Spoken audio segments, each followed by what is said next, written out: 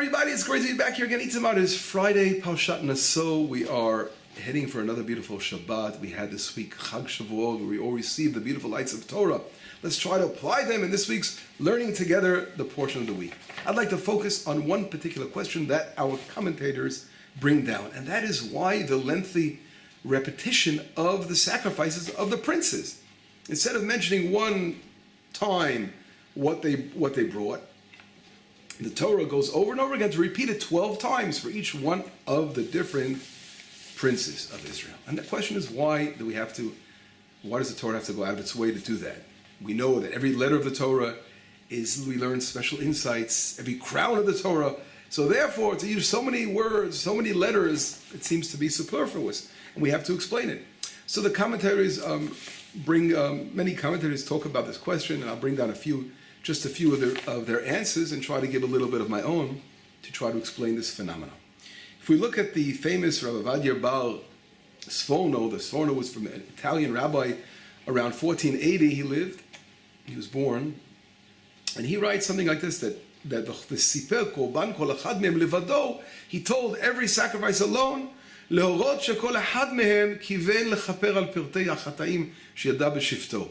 In other words, each one of the princes wanted to atone for the sins of his tribe, and therefore the Torah goes on to repeat each one to teach us that there is special, unique kavanot, thoughts, intentions behind each one of these sacrifices. And that's what the Sforno explains. In other words, Nachshon ben Aminadav, for example, the tribe of Judah, he knew what his tribe needed.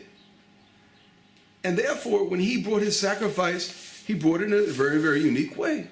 And the same thing goes on for Netanel ben Sual, who was the tribe of Yisachar. He knew what his tribe needed. Or Eliyav ben Chelon, for the tribe of Zvulun. Everyone, etc., etc. I just brought the first three down. But everyone knew exactly what their tribe needed. And that's how the Sforno explains this. That it's not superfluous. We should realize that there's special intentions behind each one. The famous Rabbi Shlomo Ephraim Meluntis, he's the author of the Kli Yakar, a rabbi in the 1500s. He was born around 1540. And he says like this. He says the reason that the Aaronic blessing, the blessing of the priest, is mentioned completely, like directly before the portion of the 12 princes. And what is the last word that the blessings end with? Shalom, peace. And he says, Ki ein shalom ein klum. Without peace there is nothing. Lefichach shalom ba bigmar chatima v'achalon chaviv. Therefore, the last word of the priestly blessing is shalom, peace. And that word peace shows us that that's the chotemet. That is the signing of the blessing. Without peace there is nothing. And he says, and right after that, after we finish the priestly blessing, the Torah begins to go right into explaining the 12 tribes. Each one brought the 12 princes of the tribes. And he's saying, for this reason, the Torah goes on to mention every one of the sacrifices that were brought, although it's the same exact thing, he says, ומיתם זה ריחה תורה בזיכרון כל הקורבנות. For this reason, the Torah says it all again. בכל 12 ניסים, for all 12 of the princes. כדי שלא לעשות שום אחד תפל לחברו, not to make one worth less than the other one. And all that is for peace. In other words, God here was being a peacemaker. He didn't want, if he would have mentioned only one of the name of the tribes and what was brought, and then said everyone else did the same thing, it would have sort of caused friction perhaps, or lack of unity amongst the 12 princes. And therefore, God wanted to mention every one of them to show that God honors and respects everyone equally. And in order to maintain peace amongst all the tribes. There is no favoritism. And that's a beautiful lesson that the Kli Yakar brings down. And if we look, I want to bring down another commentary. It's called Opilio, and this is written by Rav Shlomo Gansfried. He's a very famous, more of a modern time rabbi who was in the 1800s, and he is the famous author of the Kitzur Shulchan Aruch. The Kitzur Shulchan Aruch is the abridged version of the code of the Jewish law. Very famous bestseller. Every home is a Kitzur Shulchan Aruch. And he also wrote an explanation on the Torah, which is less known, called Opilio. And he writes like this. And he brings the question down, and he says, he brings it in the name of the Alshich. The Alshich was another great rabbi who asked the question as well. But as I mentioned before, it was asked by others. And then he says like this. He explains, he brings down two explanations. And one explanation he brings in the name of the Panim Meirot, another commentary. He says, Shenish'al lama kavu anshe knesset gdola. Why was the great assembly? Why did they establish in our prayer, the Shmona Esrei, in our 18 benedictions, to say, Elokei Avraham, Elokei Yitzchak, Elokei Yaakov? Why do we say three times, the God of Abraham, the God of Yitzchak, the God of Yaakov? Why don't we just say, Elokei, the God of Abraham, Isaac, and Jacob? Why does it say each time the word Elokei? I'm not saying the word Hey, because we don't pronounce that unless we're praying, so that's why I'm saying Elokei. But I refer to, of course, the God's name here. But why does it say the God of Abraham, the God of Isaac, the God of Jacob? Three times seems superfluous. Could have said it once. And he answers something very beautifully. And he says like this. He says, Halo daya b'omo pamachad, would have been enough to say it one time. And he says, V'shiv la'ashmi'in, and he says to teach us, D'lo teima d'Yitzchak v'Yakov eminu rak lavihem, v'samchu et atzmam al chakirat Avraham Avinu v'alav bitchu. He's saying something so beautiful, so profound. He's saying so the children shouldn't come along and saying, Jacob, Isaac and Jacob shouldn't say, or shouldn't rely on the investigation of their father, well, he's Isaac's father and Jacob's grandfather, Abraham. They could say, it was the God of Abraham. In other words, he did the work, and whatever he says goes. We accept it 100%. We don't have to do the work ourselves. אלא כל אחד ואחד מהאבות עמד בעצמו על חקירתו והכיר בשכלו שהוא אלוהים. In other words, everyone did the divine work of looking and trying to find God in the world. And therefore, they each did the individual work that's required of every person to find Hashem. And they didn't rely just on Abraham saying to them there's a God in the world, but they had to go to learn and develop their faith and etc. The whole life challenge of finding, discovering God in the world. And therefore it says, the God of Abraham, the God of Isaac, the God of Jacob, that each one reached that level of connection with Hashem, that beautiful connection with God in the world. That's just a beautiful explanation. And therefore, we take this further. We could say regarding the what's it called, the sacrifices of each of the tribes, is that each one had that special achievement of reaching his personal relationship with God and bringing the sacrifice. Now, this explanation, of course, is very similar to the Sforno. Each one had different intentions of how to atone, etc. But the additional element of this explanation, he's adding to the fact that it wasn't only having in mind to atone, the proper intentions of atonement, but it was a spiritual level that each one reached on his own unique spiritual level. He then goes on to give another explanation of his own, that perhaps that each one, it came to teach us that each one brought the same exact sacrifice without really knowing what the other one was going to bring, but it turned out to be the same thing, which is another interesting explanation. Okay, there are a few more, but I'm not going to bring down all the different explanations. I want to get to my own, try to elaborate, and perhaps give another chidush and insight to this on my own. So, in order to understand what I'm going to say, I have to show you a little bit numbers here. We'll do it very quickly. If you look in the verses, we see something very, very unusual. We see that it's not unusual, but it's something, for me, to discover this discovery, I think it's an unusual discovery. But that the Torah actually enumerates or states, you just have to count things, but you got to pay attention to numbers. So if you look at the verses, we will see. Let's go to verse number verse number 13. Verse number 13 says, well, before I go to 13, I'll start with later. I want to start with verse number 15 in chapter 7 of Bamidbar, of Numbers. And what does it say in verse number 15? It says, Par echad ben bakar. If we start counting the different sacrifices, something very interesting. It says par echad, so it's one bull, right? Ayil echad, one ayil, which is like a ram. Keves echad, one sheep. So that's 3. So we're counting them. And then in verse number 16 it says, Sir izim echad, one goat. So we're up to 4. 4 sacrifices. And if we go to verse number 17, it says, Ulezevach hashlamim bakar shnayim. If peace offerings, we have 2 cows, right? So that's already 6. 5 elim, 5 rams, that makes it already 11. 5 atudim, 5 goats, that makes it already 16.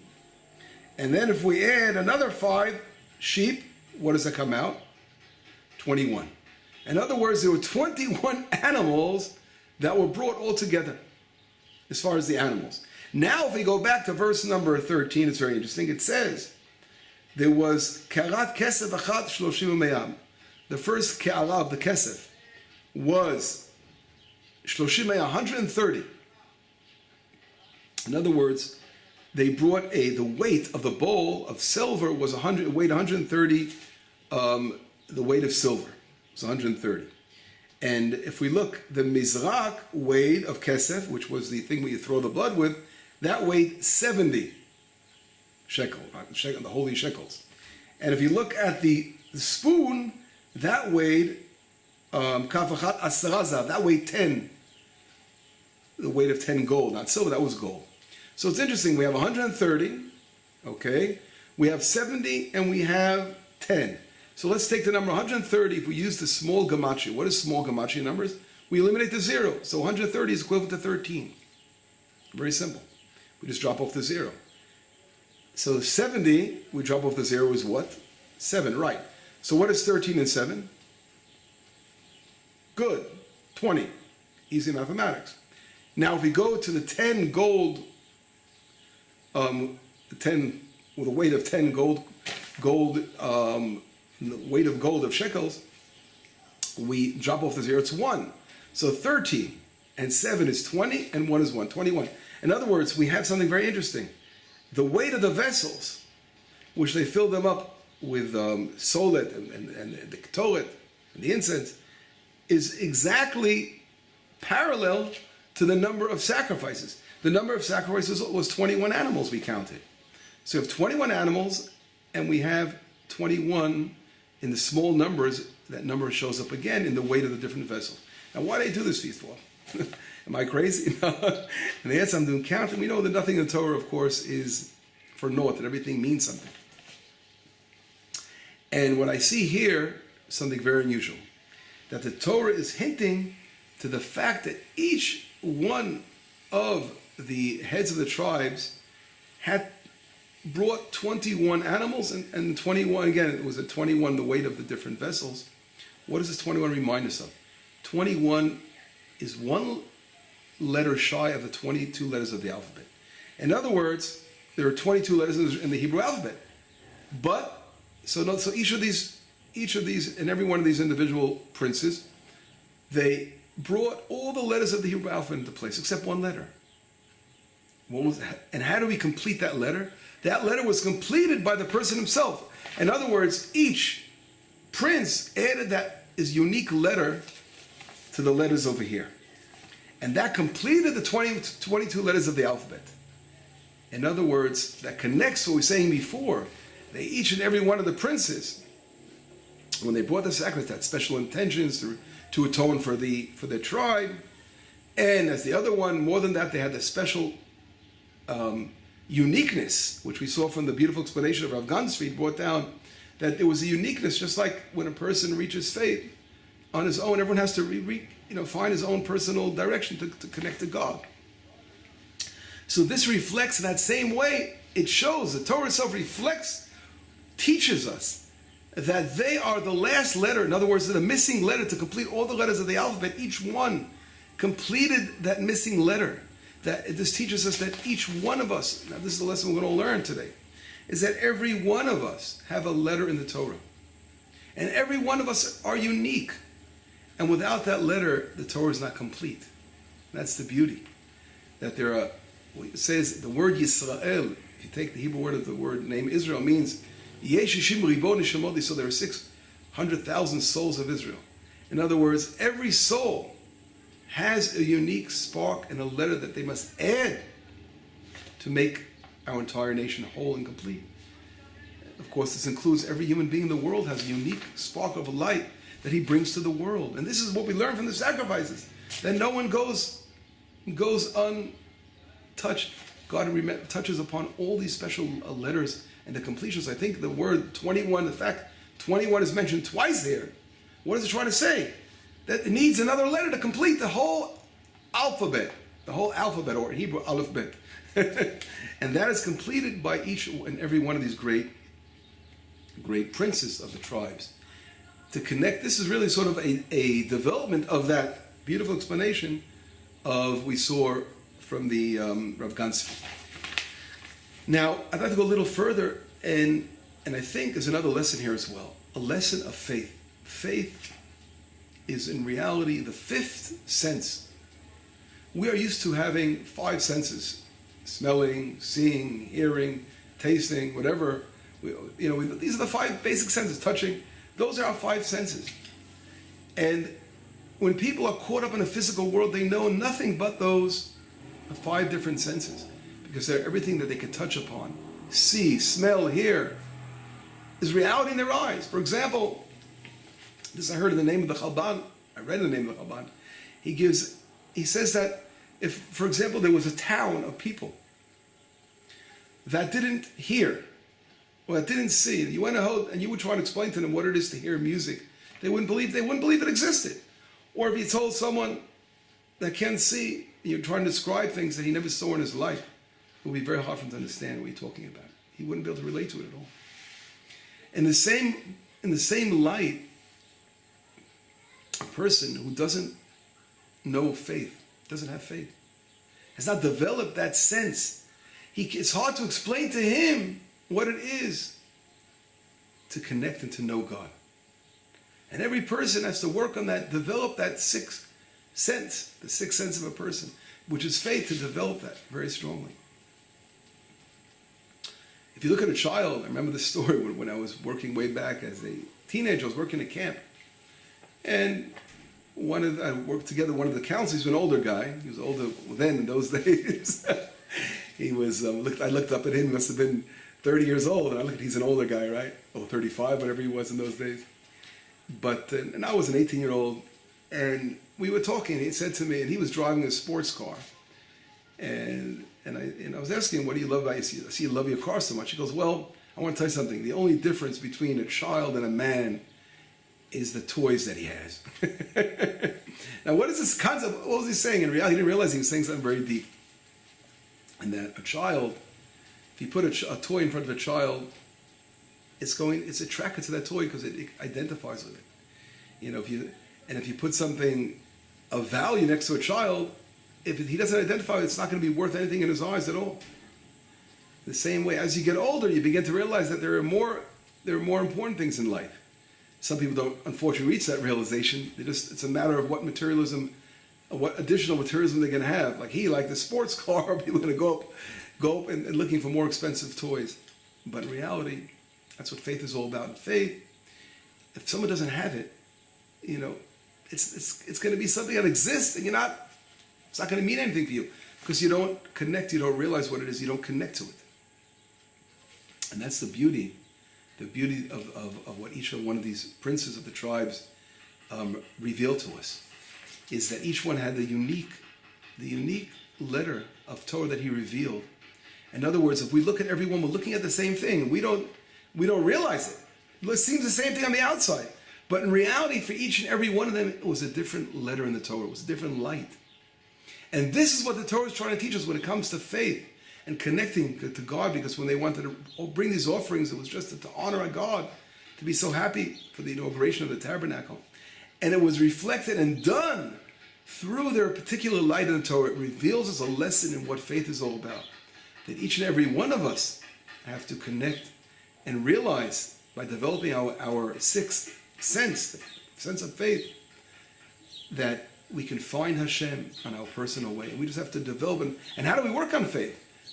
By praying with more intention, studying Torah with all the power we have to study Torah, and doing love and kindness, and working on bettering ourselves and our ethics and our behavior. All this will develop and rectifying our eyes, what we look at, what we listen to. These are the important things that will develop and strengthen one's faith. And all that, the Torah is teaching us a lesson here by mentioning again, over and over again, each particular prince, what he's bringing, to say that each one and every one of them is different. It's not the same thing. But in order to know that, you've got to go deep and look inside and use your sense of faith to see that you yourself have a personal letter in the Torah. And that is one way of looking at the different sacrifices of the princes. Anyway, I want to bless you all with a wonderful Shabbat. Shabbat Shalom, Besorot Tovot, Yeshurot V'Nechamot. See you again each other soon. Bye.